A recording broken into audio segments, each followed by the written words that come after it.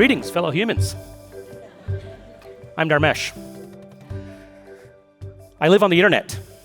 Some of you may have come across me there.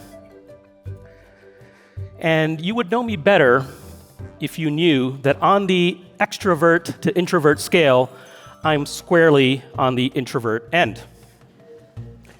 So being on stage and speaking is not my natural habitat. Being behind a computer and coding is. I'm an engineer. So shout out to Amit, the revenue analytics engineer at Google.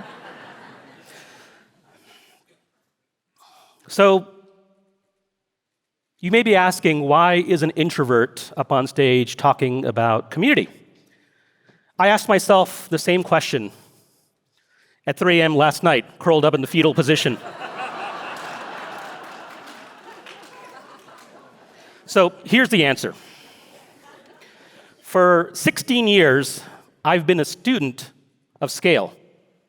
I've been trying to learn what helps companies grow and scale better. And if I could reduce the insights from those 16 years down to one single word, that word would be NFTs. Kidding. Inside Masters of Scale joke.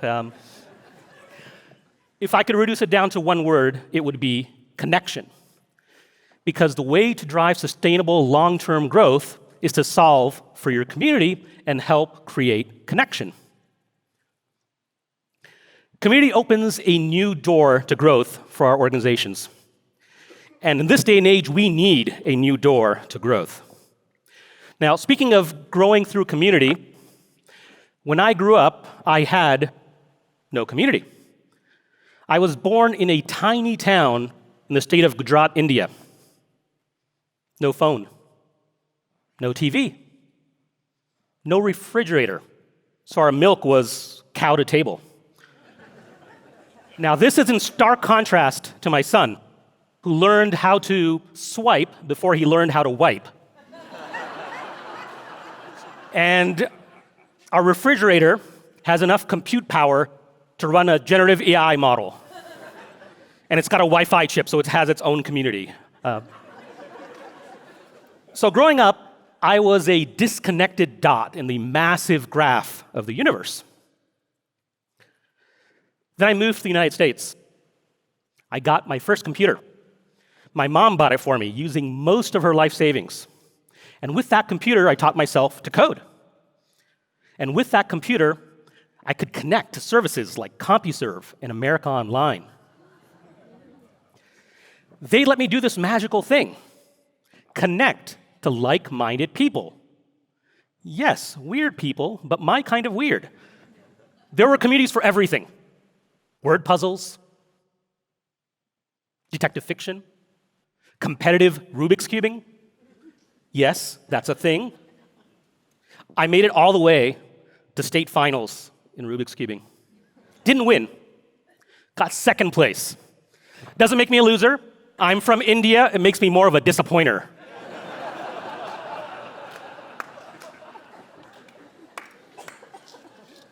So when I think of community, I like to think of people as dots, because dots and lines form graphs with nodes and edges, and I love graphs. So right now, in situations like this, I imagine all of you as dots.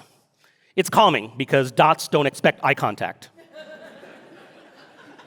So speaking of no eye contact, let me tell you about this anxiety-ridden first day of school. Only I'm not 7 and going to grade school. I'm 37 and going to graduate school. Yes, I was having one of those, how do you do, fellow kids, moments. So it's the first day of class. I have to get there super early, like 8:45 a.m. For me, that's super early. The only reason I'm up at that hour is if I've been partying all night. Okay, fine, if I've been coding all night. So on that particular day, I had to get up at 7 a.m. like a farmer. So, by the way, do you know why farmers get all the accolades and awards? It's because they're outstanding in their field.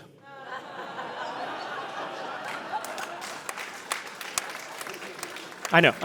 For those of you that are not fans of dad jokes, I'm going to disclose I get to tell up to 3. It's in my speaker's contract. And don't worry about knowing when I've made a dad joke. It'll be apparent.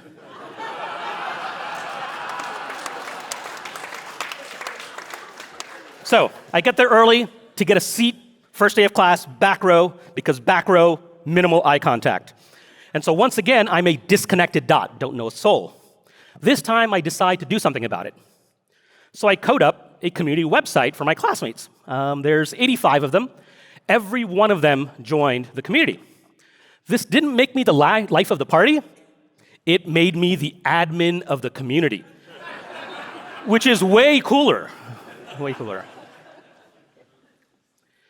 So the thing I learned is that a community does not have to be huge in order to create value for its members. It just has to connect the right dots. And boy, did I connect with the right dot in graduate school. That's where I met my co-founder, Brian Halligan. He and I hit it off, and we became best dots forever. Now, we didn't have a bromance. It was not like we were Owen Wilson and Vince Vaughn high-fiving each other all the time. No, it wasn't a bromance. It was more like a gromance. Our mutual passion was helping companies grow better. So the two of us co-founded HubSpot right out of graduate school.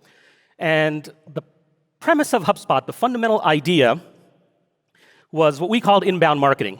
And inbound marketing is all about putting the human at the center.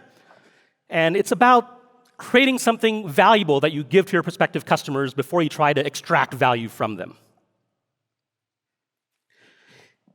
And you can think of inbound as, if we were talking about in modern terms, as value-led growth. We have marketing-led growth, which is where you create content to add value. Inbound is about adding value in whatever way. And a new thing we have is community-led growth. And the value you add with community is connection. So how does connection create value for your prospective customers, for your market? So let's say someone's having some challenges at work. They can, by the way, lots of people, you are not alone, who are having challenges at work. It's one of those years. So instead of tap dancing around the issues, maybe they can tap into the community and ask some questions. Hey, is your marketing team struggling this year to create enough leads? How are you adjusting to hybrid remote work? Is your team experiencing burnout? Any tactics you've used that have worked? This ability to connect, to share experiences and ideas is invaluable. And a community is what makes that connection possible. So, allow me a small rant. I come across offers like this all the time. You probably do too. Sign up, join our community. Fine. Some of them are slightly more aggressive. They give you 2 options that you have to pick from.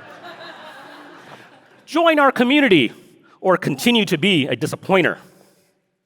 Now, this is not even the worst of it. I don't like the aggressiveness, but this is not the worst of it. Because what I'm actually signing up for is not a community. It's a list. It's an email list. There's a difference between community and audience. An audience is when value is flowing from one to many. You're sending out a newsletter to a bunch of subscribers. A community is when value is created many to many. Value is created as a result of interactions between community members. That's what makes the community different from an audience. End of rant. So this cue is for me, so I can get my heart rate down, get a little bit over my nervousness, enjoy the abundance of now.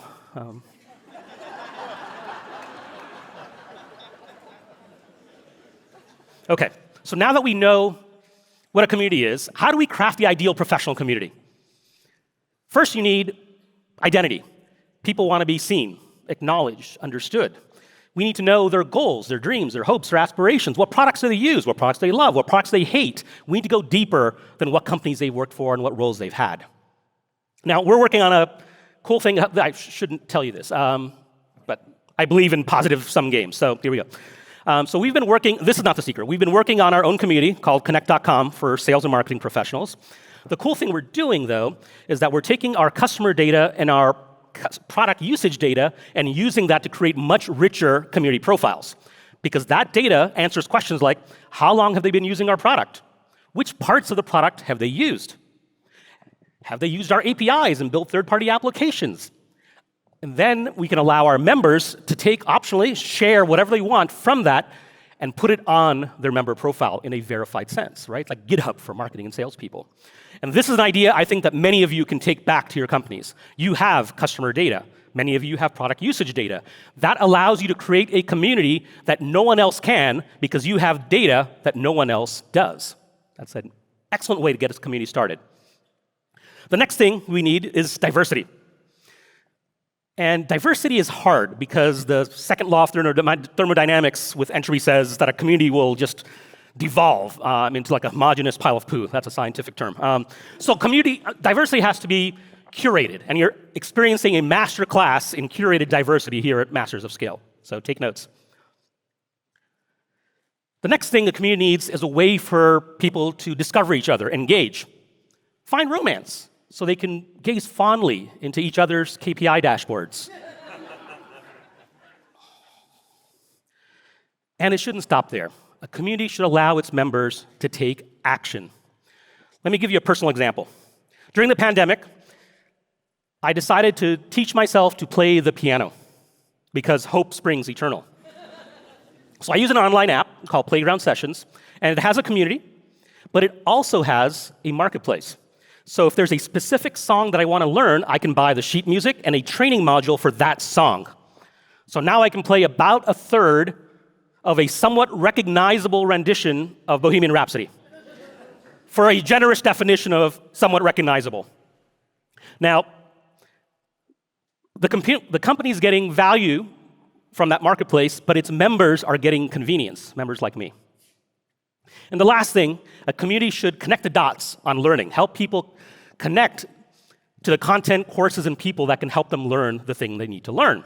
And the most powerful thing about a community is that a community can create content that no individual company can. That's the power of a community.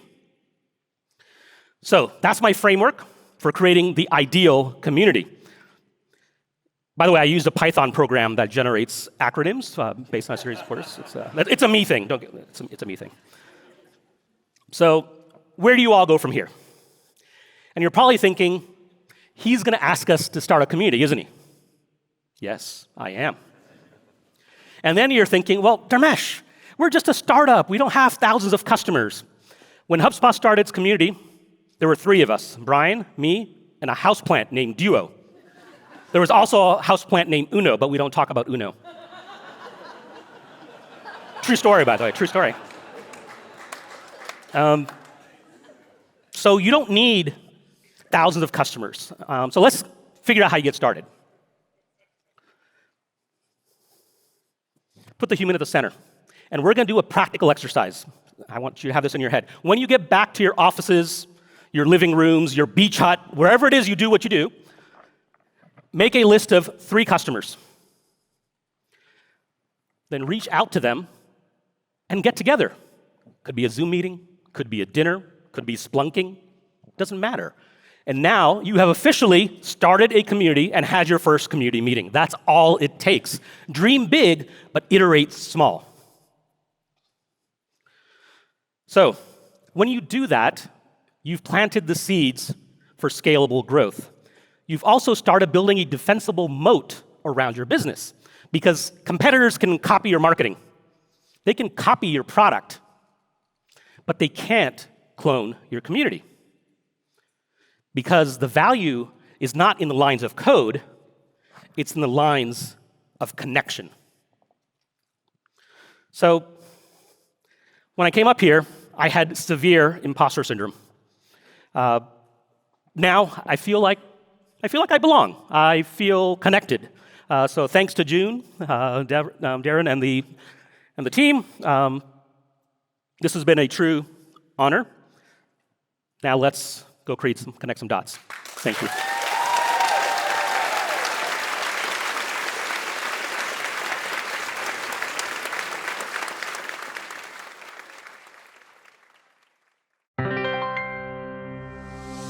What's said at the summit stays at the summit. Everybody will have to pay attention. Almost no one sees this coming. Those founders are becoming more globally ambitious. They're coming after your talent, your capital, your market share. The difficulty is when a team has been working so hard on one thing.